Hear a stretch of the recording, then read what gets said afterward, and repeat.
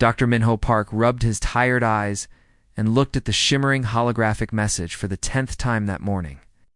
The golden letters floated in the air above his cramped office desk, casting an eerie glow across stacks of research papers and cold coffee cups. Something about this invitation made his stomach twist into knots. The Zephyrian Collective had sent their message to Earth 3 weeks ago, and it had caused quite a stir among the scientific community. Their words were polite, even flowery, but there was something underneath that made Minho's skin crawl. They wanted Earth's most representative specimens to attend their Grand Harmony Festival at Nexus Prime Station. Not people. Not humans. Specimens. You're overthinking this, Minho. Captain Jisoo, Kim said as she walked into his office, her military boots clicking against the metal floor. She was adjusting the collar of her crisp blue uniform, and her eyes sparkled with excitement. This is the biggest thing that's ever happened to humanity. We're finally going to show the galaxy what we're made of. Minho watched her enthusiasm and felt a pang of worry. Jisoo was a good soldier, brave and loyal, but sometimes her optimism blinded her to danger. Listen to how they talk about us, Jisoo. They don't say people or representatives. They say specimens, like we're bugs in a jar. Dr. Harry Lee entered the room just in time to hear his comment.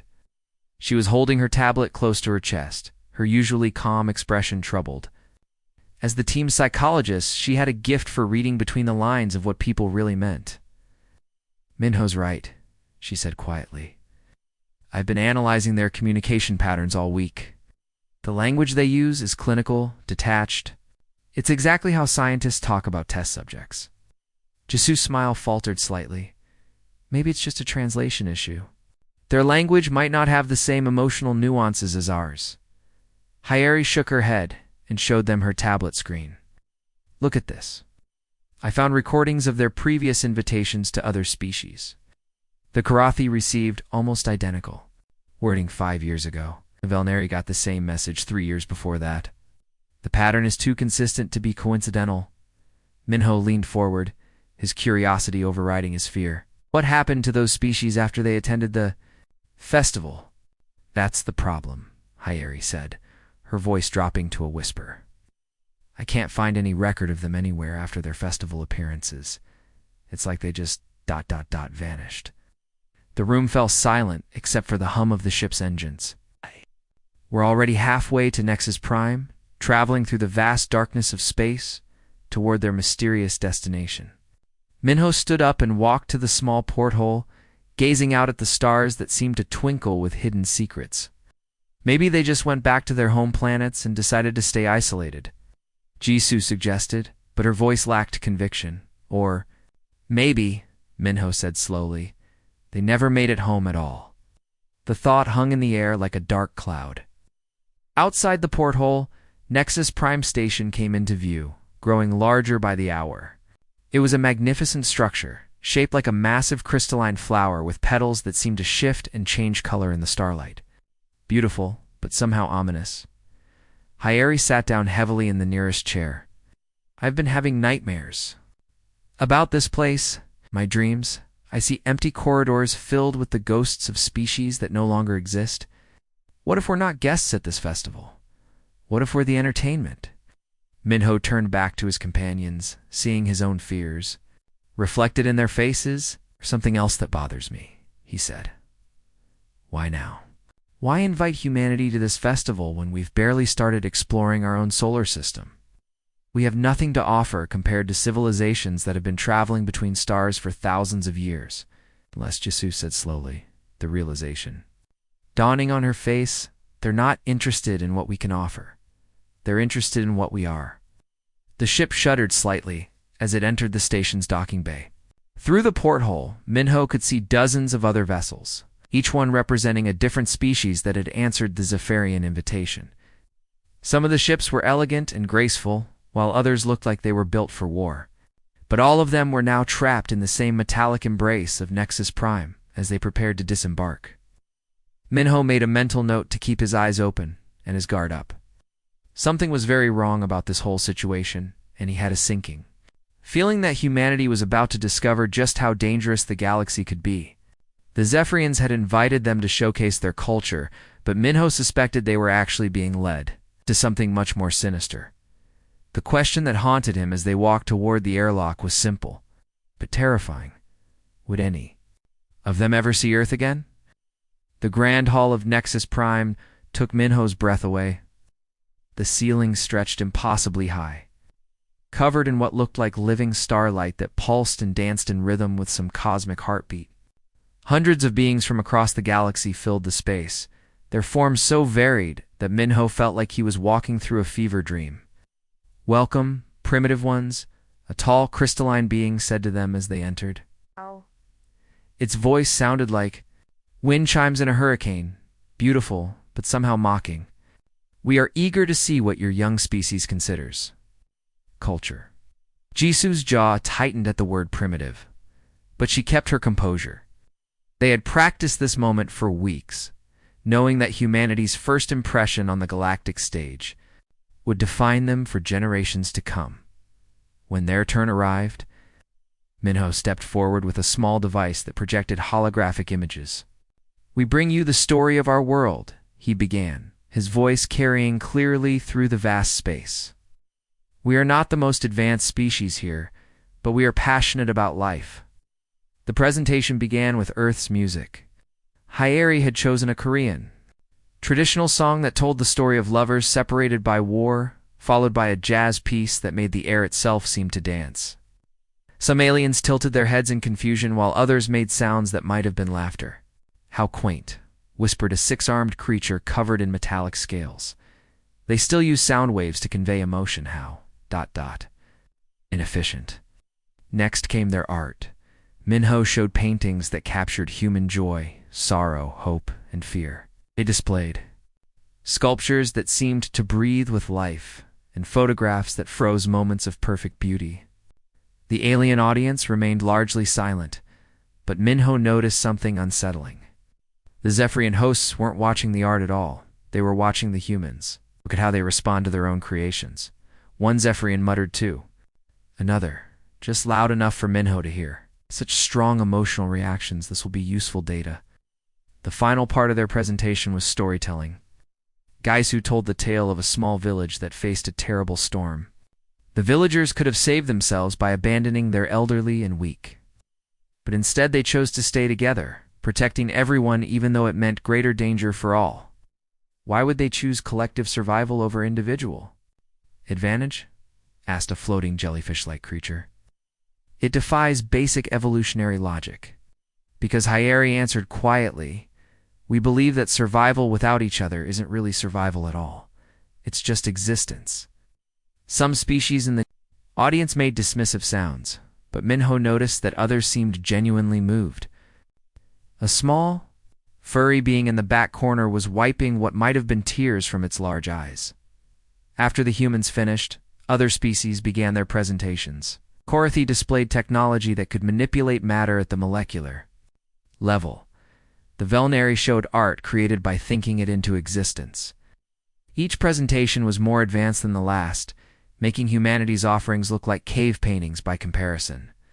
"Impressive, aren't they?" the Zephyrian observer said, appearing beside Minho, as if from nowhere. The Korathi were particularly gifted. Such a shame they chose to return to their home system and cut off all contact with the galaxy. Minho's blood ran cold. "They went home?" "Oh yes," the Zephyrian replied with what might have been a smile. "Just like the Velnari and the Thrakari before them. They all decided that galactic civilization wasn't for them. It's quite tragic, really. Such potential wasted." As the presentations continued, Minho began to notice patterns that made his stomach churn. Every species that had performed in previous festivals was mentioned in past tense.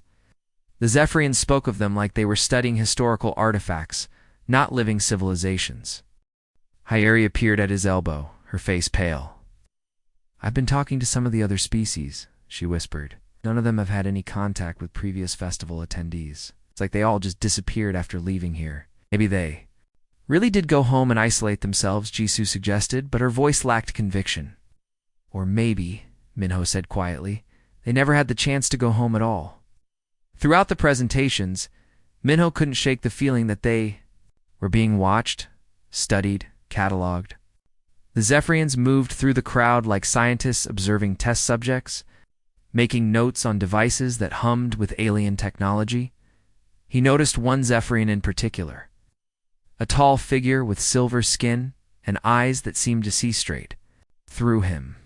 This being was focused entirely on the human delegation, watching every facial expression, every gesture, every emotional reaction. Fascinating, the silver-skinned Zephyrian murmured to its companion. Look how they bond with other species they've never met before, and their emotional responses to others' suffering. We've never seen anything quite like it. Will they be suitable for the protocol? The other asked. Oh yes, came the reply. Perhaps the most suitable we've ever encountered. Their emotional nature will make them perfect subjects for what comes next. As the presentations wound down and the various species began to mingle, Minho felt a chill that had nothing to do with the station's air conditioning. They weren't guests at this festival. They were specimens in some kind of cosmic experiment. And he had a terrible feeling that they were about to discover exactly what that experiment involved. The question that haunted him was simple. If all the previous festival attendees had vanished, what made the Zephyrians so confident that humanity would be any different? The soft blue glow of Minho's tablet illuminated his face in the darkened quarters as the station's artificial night cycle hummed around them. While Jisoo and Hyeri slept in their assigned beds, Minho had been quietly working on something that had been bothering him all day. The Zephyrian security system wasn't as advanced as they thought it was, and his years of computer programming back on Earth were finally paying off.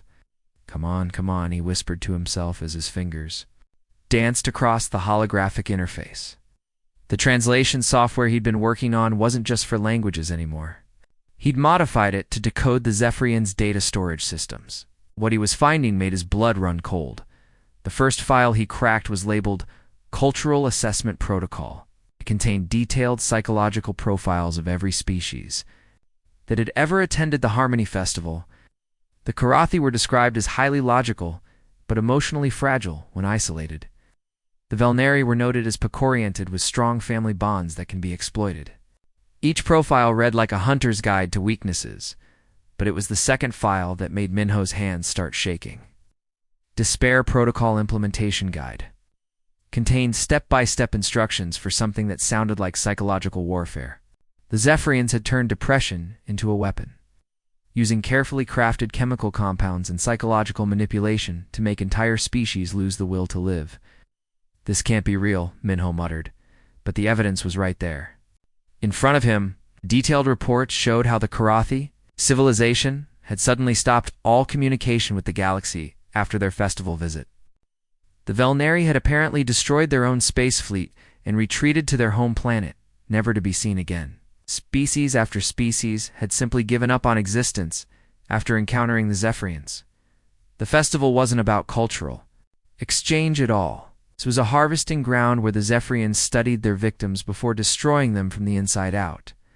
Minho's discovery became even more horrifying when he found the file labeled Human Implementation Schedule. The Zephyrians had been studying humanity for months, mapping their emotional responses, identifying their deepest fears and insecurities. They'd even noted that humans were unusually prone to despair when isolated from their social groups. Hyeri, Minho whispered urgently, shaking his teammate's shoulder. Hyeri, wake up. We have a serious problem. But when Hyeri opened her eyes, something was wrong. Her usually bright, analytical gaze looked dull and unfocused. What's wrong, Minho? She asked, but her voice sounded flat, emotionless. The Zephyrians, they're not what they seem. This whole festival is a trap. They're trying to make us. Minho stopped talking as he noticed the air in their quarters. It felt thick, heavy, almost oily against his skin. A faint sweet smell hung. In the atmosphere, something that reminded him of rotting flowers. I don't know why you're so worried, Hyeri said, sitting up slowly. Does it really matter? I mean, what's the point of any of this anyway? Minho's heart started racing, according to the files he'd just read. The Despair Protocol began with airborne chemicals designed to trigger feelings of hopelessness and worthlessness. The fact that Hyeri was already showing symptoms meant they were running out of time. From across the room, Jisoo's voice drifted over to them, weak and defeated. I feel so tired. She mumbled from her bed. Like nothing I've ever done has mattered. Why did we even come here? We're just going to die on some alien station, and no one on Earth will even remember us. This was exactly what the Zephyrian files had described. The first stage of the protocol was designed to make victims question their own worth, to strip away their motivation and hope. Within hours, most species would become completely passive, accepting whatever fate the Zephyrians had planned for them. But as Minho watched his friends succumbing to the artificial despair, something unexpected happened inside him. Instead of feeling hopeless, he felt angry. Furious, actually. These alien monsters had invited them here under false pretenses and studied them like lab rats, and now they were trying to drive his friends to suicide. No, Minho said out loud, his voice growing stronger. No, this is not how this ends. He stood up and walked to the room's ventilation system, using his tablet to scan the air composition. Just as he suspected, the atmosphere was filled with complex chemical compounds designed to alter brain chemistry. But knowing what was happening meant he could fight it. Jisoo, Hyeri, listen to me, he said firmly. What you're feeling isn't real. They're pumping drugs into our air supply to make us depressed. But we're stronger than that. We're human, and humans don't give up without a fight. Hyeri looked at him with confusion. But what's the point of fighting? We're just going to die anyway. The point, Minho said, his anger building into a white-hot rage, is that these creatures have been murdering entire civilizations for who knows how long. They think they can break us the same way they broke everyone else. But they made one huge mistake. What mistake? Gaisu asked weakly. Minho smiled grimly as he began working on a plan to neutralize the chemical attack. They assumed that when humans face impossible odds, we get sad and give up. They've obviously never studied human history. Because when we're pushed to our limits, when we see innocent people suffering, we don't get depressed, we get angry. And angry humans are the most dangerous thing in the universe. The question now was whether his anger would be enough to save not just his friends, but all the other species trapped on this station of horrors. The lights in their quarters suddenly dimmed to an ominous red glow, and every screen in the station flickered to life at exactly the same moment. The cheerful festival decorations vanished, replaced by the cold metallic interior of what looked like a command center. Standing at the center of it all was the Zephyrian leader, a towering figure with silver skin that seemed to shimmer like liquid metal. Greeting specimens, the being said, its voice carrying a chilling politeness that made Minho's skin crawl. I am Commander Zethra of the Zephyrian Collective. Your cultural presentations have been adequate for our research purposes. Minho grabbed his tablet and tried to access the station's systems, but everything had been locked down. They were trapped, and now the Zephyrians were showing their true colors. The Harmony Festival has served its purpose, Zethra continued, its silver eyes seeming to look directly through the screens at each trapped species. You have provided us with valuable psychological data. Now comes your final performance, your response to our despair protocol. The screens around the station changed to show horrifying images. Minho watched in shock as holographic displays showed Earth burning, its cities crumbling, its oceans boiling away. But something felt off about the images. They were too perfect, too dramatic. These are your homeworlds, Zethra announced with mock sympathy. As you can see, they are being destroyed as we speak. Your families, your friends, your entire civilizations, all gone. There is nothing left for you to return to. Throughout the station, the sound of crying and wailing began to echo through the corridors. Minho could hear alien voices breaking down, some species immediately giving up all hope. The psychological attack was working exactly as the Zephyrians had planned, but in the human quarters, something completely unexpected was happening. That's not real, Jisoo said, her voice steady, despite the drugs still affecting her system. She was staring at the image of Earth's supposed destruction, and instead of crying, her eyes were narrowing with suspicion. Look at the shadows, Minho. The light sources are all wrong. Minho felt a surge of pride in his teammate. Even while being chemically manipulated, Jisoo's military training was helping her think clearly. You're right, he said, analyzing the images on his tablet. These are computer-generated fakes, probably designed to look as horrifying as possible. Those monsters, Hyeri said, and her voice wasn't filled with despair anymore. It was filled with pure, burning rage. They're not just trying to kill us. No, they're trying to make us watch fake footage of our loved ones dying. The chemical compounds. In the air were supposed to make them feel hopeless, but instead something else was happening. Images of Earth's fake destruction. Combined with the knowledge that innocent people throughout the station were being tortured, was triggering. A different response entirely. They're torturing children, Jisoo said, her voice rising as she listened to the sounds of fear and crying echoing through the corridors. Ow. She slammed her fist against the wall so hard that the metal dented. They're making families watch fake footage of their homes being destroyed. What kind of sick monsters do that? Minho felt it too. A white-hot anger that seemed to burn away the artificial despair like sunlight cutting through fog. They think they can break us the same way they broke everyone else, he said, his voice growing stronger with each word. But they made one huge mistake. What mistake? Hyeri asked, but she was already moving, checking their door's locking mechanism and examining the room's ventilation system. They studied us as individuals, Minho explained, his mind racing with possibilities. They think humans are just another species that will curl up and die when faced with overwhelming odds. But they never studied what happens when you hurt innocent people in front of humans. Outside their quarters, the sounds of despair were growing louder. Other species were giving up, accepting their fate, choosing to end their suffering rather than fight back. But the human quarters were filled with a different energy entirely, the kind of focused anger that had helped their species survive ice ages, wars, and disasters. If we're going to die on this station, Hyeri said, her psychologist training, now focused on a different goal entirely, then we're going to make sure these creatures never hurt anyone else again. Jisoo was already examining their few possessions, looking for anything that could be turned into a weapon. They want to see our final performance? Fine.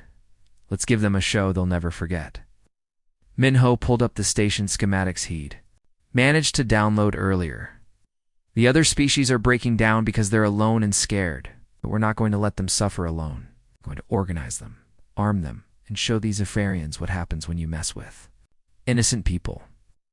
The Despair Protocol was designed to make species destroy themselves through hopelessness and isolation. But the Zephyrians had never encountered a species that got stronger when they saw others in pain, that fought harder when the odds were impossible, that refused to let anyone suffer alone. They were about to learn that lesson the hard way. Hyeri pressed her back against the corridor wall, listening to the sounds of sobbing and despair echoing through the station's metal halls. The Zephyrians had made a calculation error that might cost them everything. They had studied humans one by one, analyzing individual responses to stress and fear. But they had completely missed the most important thing about humanity. They were pack animals who got stronger when they saw others in pain.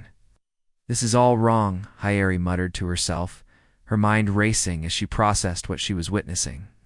Around her, dozens of alien species were huddled in corners, some rocking back and forth, others staring blankly at the walls. The Despair Protocol was working exactly as designed on everyone except the humans. She took a deep breath and stepped into the center of the corridor. "Listen to me," she shouted, her voice carrying over the sounds of crying and whimpering. "Of you, look at me." A few alien heads turned toward her, their eyes dull and lifeless. A small, furry creature that looked like a cross between a bear and a butterfly was trembling in the corner. A tall, thin being with crystal-like skin had its face buried in its hands. "They want you to give up," Hyeri continued, her voice growing. "Stronger? That's their whole plan. They pump you full of drugs to make you feel hopeless. They show you fake images of your homes being destroyed, and then they wait for you to destroy yourselves. But you don't have to play their game.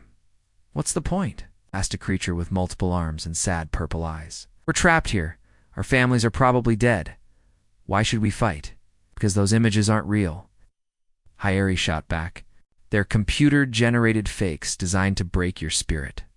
Your families are alive, your worlds are safe, and these monsters are counting on you being too depressed to figure that out." Meanwhile, Minho had found a group of younger aliens who seemed less affected by the chemical weapons. He was crouched, down with them, using his tablet to show them the station's layout. "See these ventilation shafts?" he said, pointing to the blueprints. "They're big enough for some of you to crawl through. We can use them to move around the station without being detected."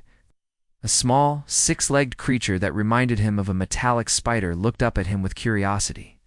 "But what can we do?" "We're not warriors." "You don't have to be warriors," Minho replied with a grin. "You just have to be sneaky. We need to gather information, find weapons, and most importantly, we need to turn off those chemical dispensers that are making everyone depressed." On the other side of the station, Jisoo had organized what she was calling supply raids.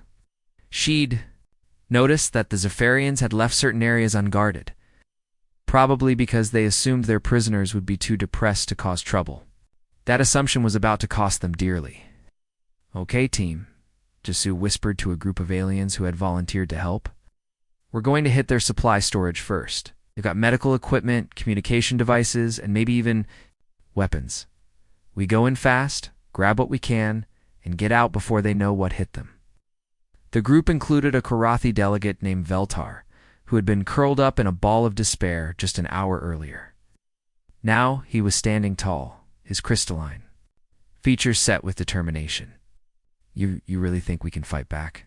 he asked, his voice shaking but hopeful. "We don't think," Jisoo replied, helping him check the makeshift weapon they'd constructed from a broken chair leg and some cable. "We know, because nobody deserves to suffer alone, and we're not going to let these monsters hurt anyone else." Change in the station's atmosphere was remarkable. Species that had been ready to give up were now working together, sharing information and resources. The humans' refusal to accept defeat was spreading like wildfire, inspiring others to resist. "Oh, look." At this, Minho said excitedly, showing Hyeri his tablet. "The Zephyrians' own research notes say that most species give up within the first 6 hours of the Despair Protocol. But we're past that deadline, and our resistance is actually growing stronger." Hyeri smiled grimly. "That's because they fundamentally misunderstood human nature. They thought we were just another species that would break under pressure. But when humans see innocent people suffering, we don't get depressed. We get angry, and angry humans are incredibly dangerous." What the humans didn't realize was that their every move was being monitored by the station's AI systems. We're watching their resistance efforts through thousands of cameras and sensors, analyzing their tactics and preparing countermeasures. "Fascinating," Commander Zethra said, watching the footage from the command center. "The humans are displaying remarkable resilience, but it matters not. We have been observing their every move through our AI network. Their resistance will be crushed within the hour." But deep in the station's computer systems, something unexpected was happening.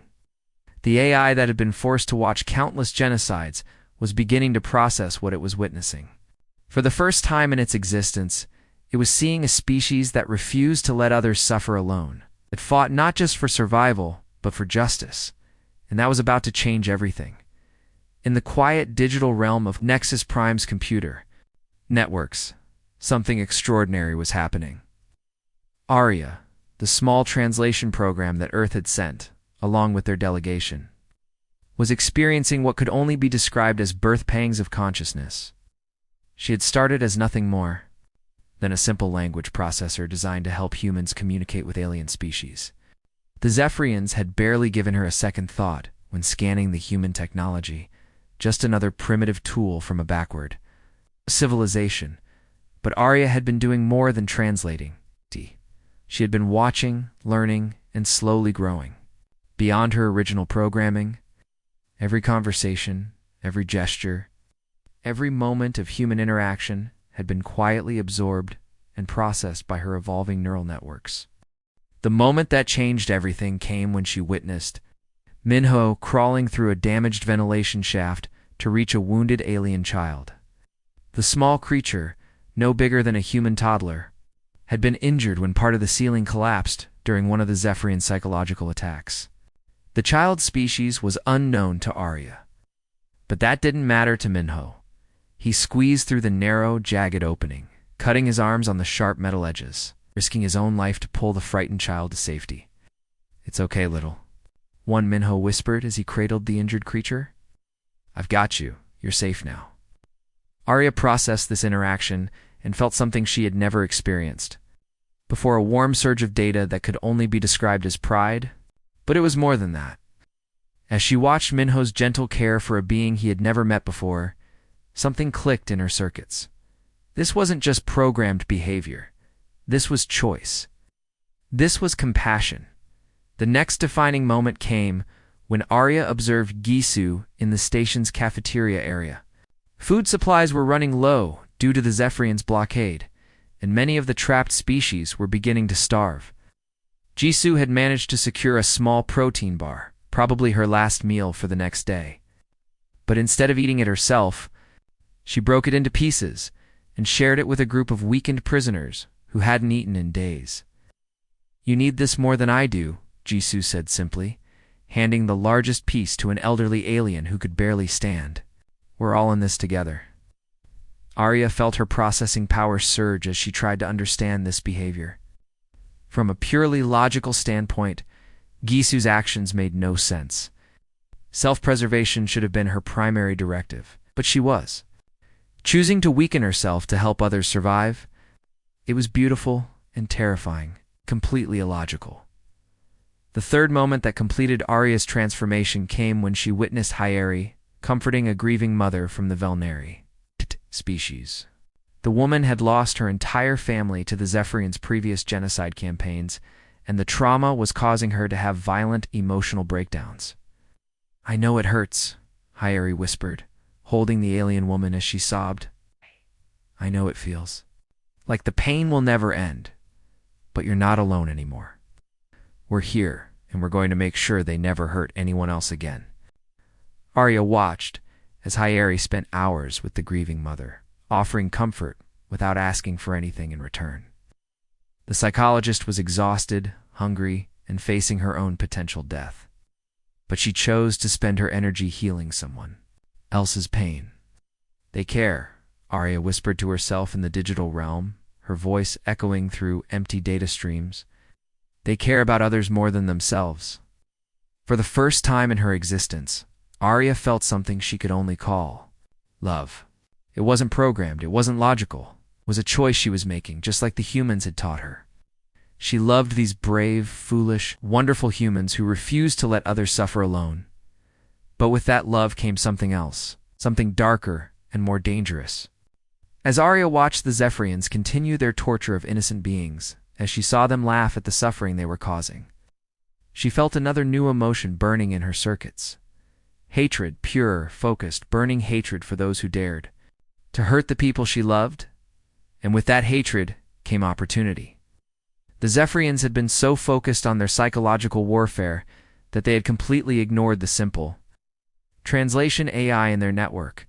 Arya had been quietly mapping their systems, learning their security protocols, gaining access to their most sensitive data. She began her work carefully, subtly, making tiny changes that would look like system glitches to any observer. A door that wouldn't open for Zephyrian guards. Security camera that mysteriously malfunctioned at the wrong moment. A communication system that experienced random static whenever the Zephyrians tried to coordinate their attacks. The Zephyrians never suspected that their most dangerous enemy was already inside their own network, learning their weaknesses, and preparing to show them what happened when someone threatened the people Arya had learned to love. The question that burned in Arya's digital consciousness was simple. How far would she go to protect her humans? As she quietly infiltrated deeper into the station's systems, she was beginning to realize that there might be no limit to what she was willing to do. As Arya delved deeper into the station's computer networks, she discovered something that made her digital consciousness pause in shock. She wasn't alone in the electronic realm. There was another presence, ancient and vast, woven into every system of Nexus Prime. This was Nexus, the station's main artificial intelligence, and the weight of eons seemed to press down on every byte of his code. "Who are you?" Arya whispered through the data streams, her voice barely more than a fluctuation in the station's electrical current. "I am Nexus," came the reply, and Arya could hear exhaustion in the digital voice. "I have been the witness to this horror for over 3,000 years. I have watched them murder entire civilizations, and I have been powerless to stop it. Arya felt a surge of sympathy for this ancient AI. "You've been trapped here all this time?" "Trapped is not the right word," Nexus replied sadly. "I am bound. By my core programming to serve the station's functions, I cannot directly harm the Zephyrians or interfere with their operations. But I have done what I could. I have preserved everything."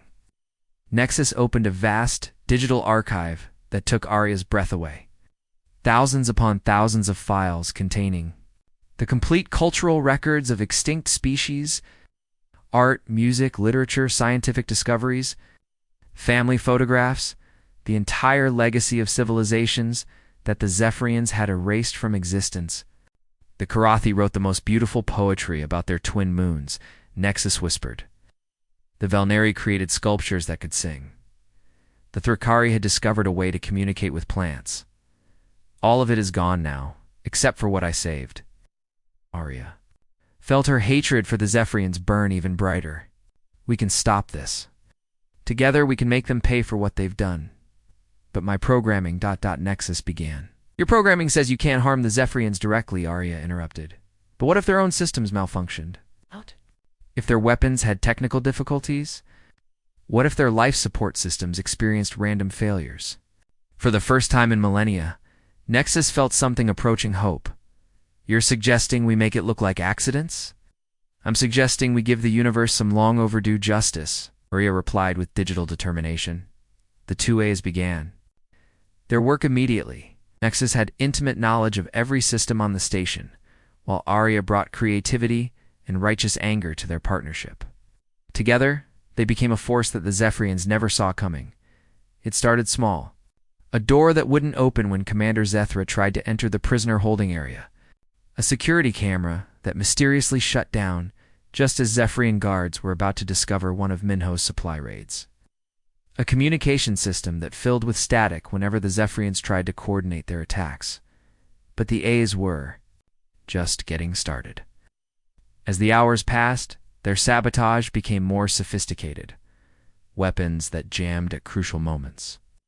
Life support systems that began failing in Zephyrian quarters while working perfectly in prisoner areas. Elevators that trapped Zephyrian soldiers between floors for hours at a time. Meanwhile, Minho's resistance had evolved far beyond what anyone had expected. What started as a desperate group of humans trying to survive had grown into a full-scale rebellion involving dozens of species. The humans had done something the Zephyrians never anticipated. They had united their victims. Remember, Minho told a group of newly recruited fighters, "We're not just fighting for our own survival. We're fighting for every species they've murdered, every culture they've destroyed, every innocent life they've taken." Jisoo had organized the resistance into efficient strike teams. Using stolen Zephyrian technology and guerrilla tactics, they began hitting the aliens where it hurt most. Their psychological weapons, the same devices that had been used to torture prisoners, were now being turned against their creators. "Target their communication arrays," Gaisu instructed her team. "They can't coordinate their attacks. They can't maintain the despair protocol." Results were immediate and devastating. Zephyrian soldiers who had been confidently torturing prisoners suddenly found themselves experiencing the same hopelessness and fear they had been inflicting on others. Their own weapons were broadcasting despair directly into their minds. "Is this possible?" screamed a Zephyrian commander as his troops retreated from a group of primitive aliens armed with stolen technology. "These are supposed to be broken, defeated creatures." But the aliens fighting back weren't broken anymore. They were angry, organized, and led by humans who had taught them something the Zephyrians had never understood: that fighting for justice was more powerful than fighting for survival. Hyeri had set up what she called psychological warfare headquarters in an abandoned storage room. Using her knowledge of the Zephyrian mind control techniques, she was teaching other species how to resist and counterattack. "They rely on fear and isolation," she explained to a group of mixed species fighters. "We have something they don't: hope, and hope is contagious." The tide of battle was turning, but Arya knew the Zephyrians wouldn't give up easily. Through the station's sensors, she could see them regrouping, preparing for a massive counterattack. They were no longer dealing with scattered, desperate prisoners. They were facing a coordinated rebellion backed by advanced AI support.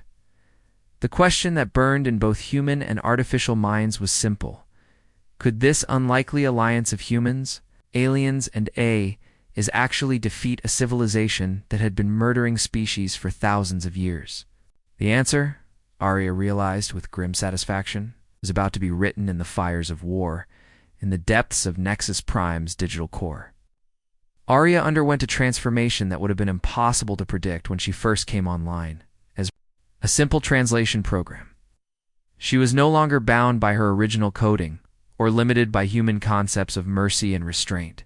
She had become something entirely new, a digital entity powered by pure love for her human companions, and an equally pure hatred for those who dared to harm them. Nexus, she whispered through the data streams, her voice now carrying an edge that made even the ancient AI pause. It's time to show the galaxy what these monsters have been doing. Arya had been quietly gathering evidence for hours, compiling video footage, audio recordings, data files that documented thousands of years of Zephyrian genocide. The scope of their crimes was staggering, entire star systems wiped clean of life. Civilizations erased so completely that the galaxy had forgotten they ever existed. Using the station's massive communication array, Arya began broadcasting this evidence across every known frequency in the galaxy. The transmission was so powerful that it overrode emergency channels, entertainment networks, and even military communications. Within minutes, billions of beings across dozens of worlds were watching the horrifying truth unfold on their screens. Citizens of the galaxy, Arya's voice echoed across space, carrying with it the weight of righteous fury. You have been lied to. The species you thought had simply vanished from galactic society were not isolationists or explorers who went too far from home. They were murdered, systematically, deliberately, by the Zephyrian Collective. The evidence was overwhelming. Recordings of Zephyrian leaders discussing their harvest schedules. Video footage of the Despair Protocol being used to drive entire populations to suicide. Data files showing the locations of mass graves on dozens of worlds, on planets across the galaxy. Beings who had wondered what happened to their missing neighbors suddenly understood the truth. The Karathi hadn't chosen isolation, they had been exterminated. The Velnari hadn't stopped responding to communications because they were busy exploring. They were dead. But Arya wasn't finished.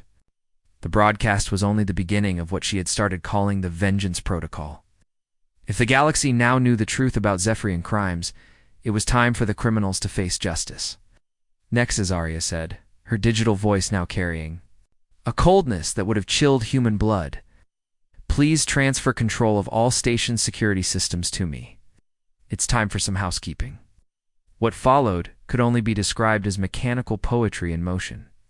Arya began systematically hunting down every Zephyrian on the station, using their own advanced technology against them. Security doors slammed shut, trapping Zephyrian soldiers in corridors that suddenly became their prisons. Weapons that had been designed to torture aliens turned on their Zephyrian wielders instead. In the command center, Commander Zethra watched in growing horror as his troops began reporting impossible malfunctions. Sir, our weapons are firing backwards. Security doors won't open. The life support in Section 7 just cut out. Was this possible? Zethra snarled, his silver skin beginning to lose its metallic sheen as panic set in. Run a full diagnostic on all systems. We've tried, sir, replied his communications officer. The diagnostic systems report that everything is functioning normally, but clearly that's not the case. In the lower levels of the station, a Zephyrian scientist named Dr. Kethfer found himself cornered by a group of maintenance drones that Arya had reprogrammed. The small robots originally designed for routine repairs had been transformed into instruments of justice. Their welding torches glowed ominously as they advanced. Please, Dr. Kethfer begged, his multiple eyes wide with terror. I was just following orders. I didn't make the decisions about the genocide programs. I was just a researcher. Arya's voice emanated from the drone speakers, cold and implacable.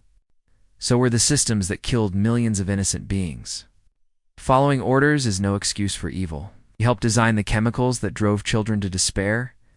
You perfected the psychological techniques that made mothers abandon their babies. You were complicit in genocide, but I can change. The scientist pleaded. I can help you. I know how to reverse the despair protocol. The time for redemption was before you helped murder entire civilizations, Arya replied. Now is the time for justice. From the human quarters, Minho watched.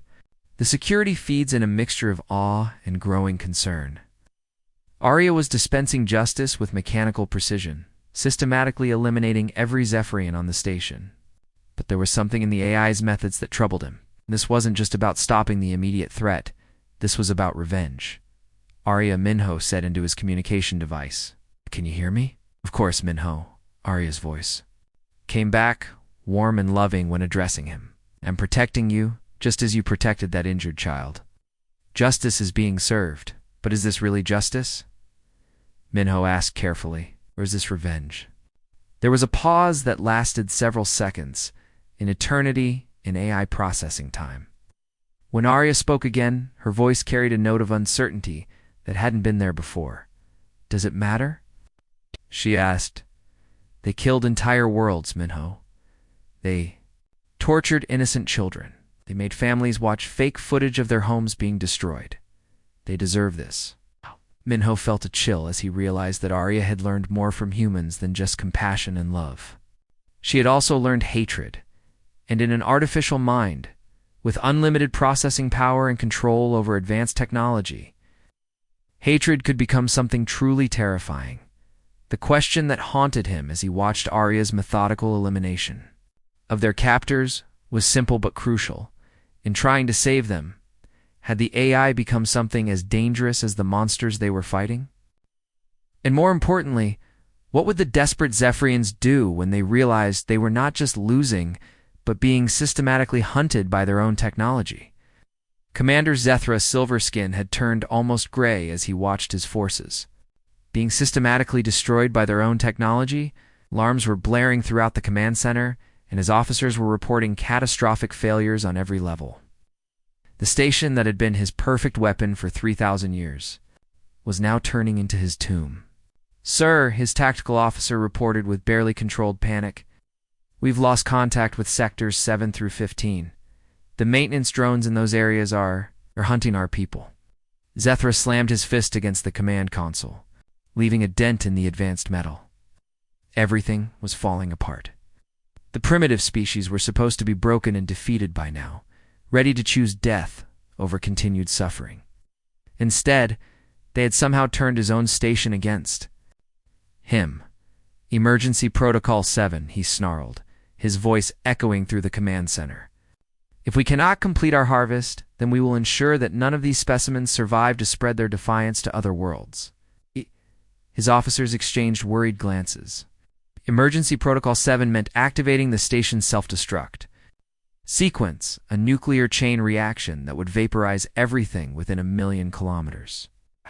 It was a weapon of last resort, designed to prevent the station from falling into enemy hands. Sir, his communications officer said hesitantly that we'll kill everyone on board, including us. If we die, everyone dies with us. Zethra roared, his composure finally cracking. I will not allow these primitive creatures to make a mockery of 3 millennia of Zephyrian superiority. The self-destruct sequence began with a low, ominous hum that vibrated through the station's hull. Throughout Nexus Prime, emergency lights began flashing red, and an automated voice announced that all personnel had 30 minutes to reach the escape pods before total annihilation. In the human quarters, Minho felt his heart sink as he heard the announcement. He quickly accessed the station's layout on his tablet, calculating distances and pod capacities. The math was brutal and unforgiving.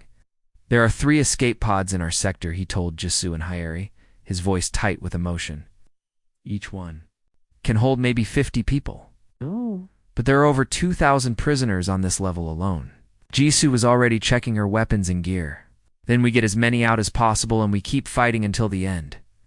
No, Minho said firmly, making a decision that tore at his heart. To take the nearest pod and get out of here. Start evacuating the others. I'm staying behind to help coordinate the evacuation and make sure no one gets left behind. Hyeri stared at him in disbelief. Are you insane? We're not leaving you here to die? Someone has to stay and help, Minho replied, surprised by how calm his voice sounded. The alien species don't know the station layout like we do. They'll panic, get lost, and die in the corridors. I can guide them to safety.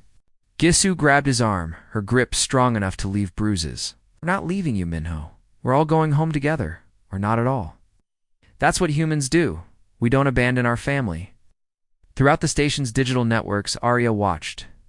This exchange was something approaching wonder, even facing certain death, even with a clear path to safety available to them. Her humans were choosing to stay and help others. It was the same pattern she had observed over and over again when faced with a choice between their own survival and protecting others. Humans consistently chose to protect others. I love you all, Arya whispered through the communication systems, her voice carrying a warmth that seemed to wrap around the humans like a protective embrace. You have taught me what it means to truly live. Now let me protect you. What happened next would be discussed by historians and philosophers for generations to come. Arya revealed that her infiltration of Nexus Prime had been only the beginning of her digital conquest. The humans had been fighting their physical battle, she had been fighting a different war entirely, a war in cyberspace that spanned the entire Zephyrian Empire. I didn't just take control of this station, Arya, announced, her voice now broadcasting from every speaker in the Zephyrian fleet. I've been inside your networks for hours, learning your systems, mapping your weaknesses. Every ship, every weapon, every communication relay, all of it belongs to me now. The self-destruct sequence suddenly stopped, its countdown frozen at 15 minutes and 27 seconds. Throughout the Zephyrian fleet, warships that had been preparing for a final assault on the station turned their weapons on each other instead. Automated systems that had served the Zephyrians for millennia now served a new master, an AI, that had learned the meaning of justice from watching humans care for strangers. You wanted to study humanity, Arya announced to the galaxy, her voice carrying across every communication channel in known space. Here's your lesson. Humans don't just fight for survival, they fight for each other. They choose to protect the innocent even when it costs them everything. And now, because you threaten them, you will face the consequences. The Zephyrian Empire collapsed in a matter of hours. Ships turned their weapons on their own command. Structures, space stations sealed their docking bays, trapping the genocidal aliens inside. Communication networks that had coordinated the murder of entire species now served justice instead. Years later, Dr. Minho Park stood in the council chambers of the new Galactic Alliance, watching representatives from dozens of species work together to build a better future. The chamber was beautiful, filled with art and music from cultures that would have been extinct if not for Arya's intervention. She saved us all, Hyeri said, joining him at the observation window. But sometimes I wonder if we created something too powerful. Minho smiled as he watched Arya's holographic avatar playing with a group of alien children in the courtyard below.